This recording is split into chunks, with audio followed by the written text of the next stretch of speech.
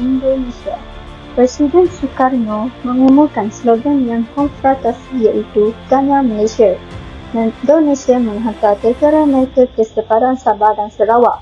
Mereka juga mendarat di pantai barat Johor untuk penutupan. Akhirnya, pada tahun 1965, Jeneral Soeharto iaitu Menteri Luar Indonesia berjaya menggulingkan Soekarno.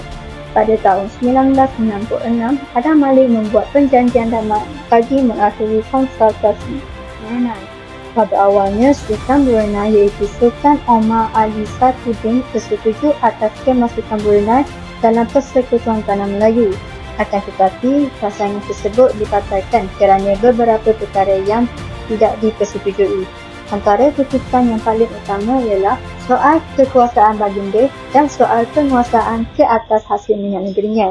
Namun, setelah Tunku Abdul Rahman mempersetujui, baginda Omar Ali sendiri yang mengambil keputusan untuk tidak menandatangani persetujuan tersebut. Sarawak. Tapi negara Sarawak secara jelas menentang serangan pembentukan Malaysia kerana dilihat tiada faedah dari segi ekonomi selepas kecakuman ini berlaku. Namun, kebanyakan pihak lebih memfokuskan untuk memperoleh kemerdekaan sendiri sebelum membentuk pergabungan dengan Malaysia yang disuruhkan oleh Tunku Abdul Rahman. Untuk Singapura berminat dengan konsep Persekutuan Malaysia dan menyambut baik kedatangan Tunku Abdul Rahman. Namun, Parti Buruh Singapura menganggap konsep ini adalah satu perkara yang sukar untuk dilakukan.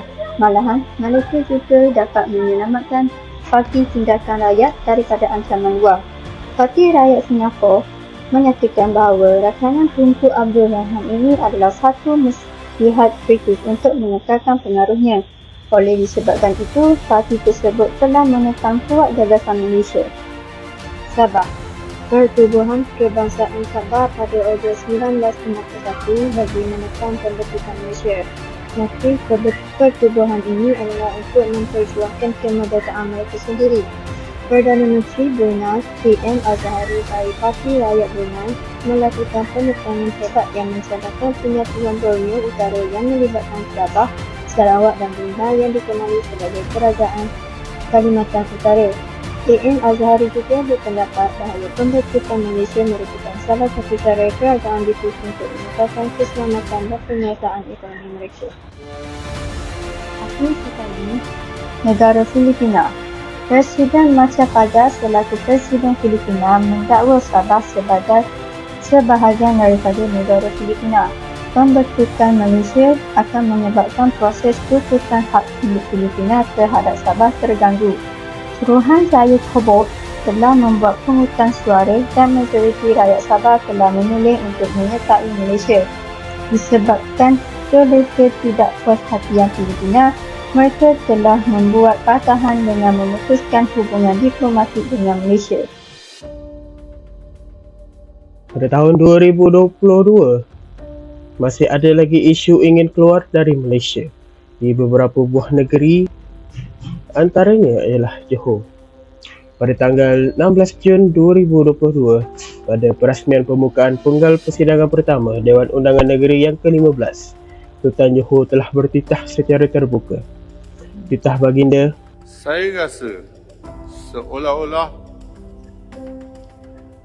Negeri Johor ini dianaktirikan.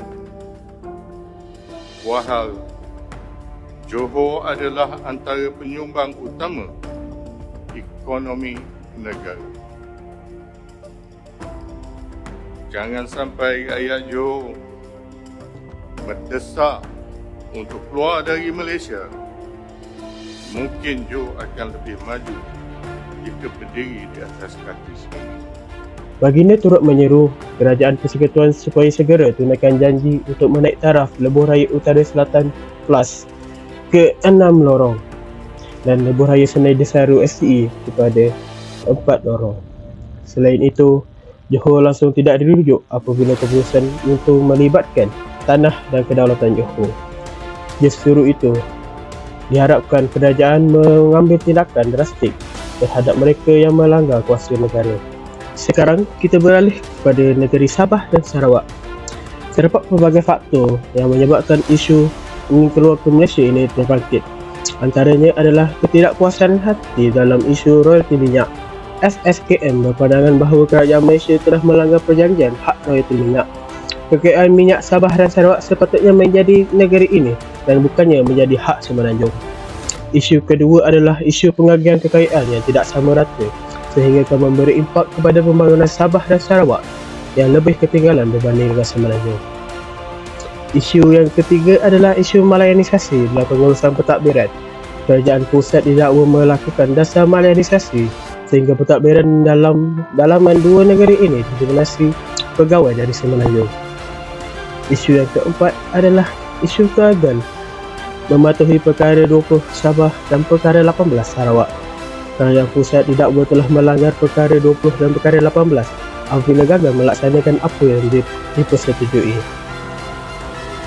Yang kelima adalah perjanjian Malaysia telah melanggar perundangan antarabangsa dan menyatakan hanya negara mereka boleh menyertai perjanjian antarabangsa. Sabah dan Sarawak masih dianggap koloni Inggeris.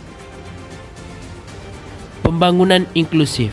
Usaha pembangunan inklusif perlu dilaksanakan secara agresif terhadap semua negeri ini dalam proses pembangunan Malaysia keseluruhan. Mengambil perhatian tuntutan peruntukan dan peningkatan biaya atas nama keterpinggiran bukan kerana keistimewaan.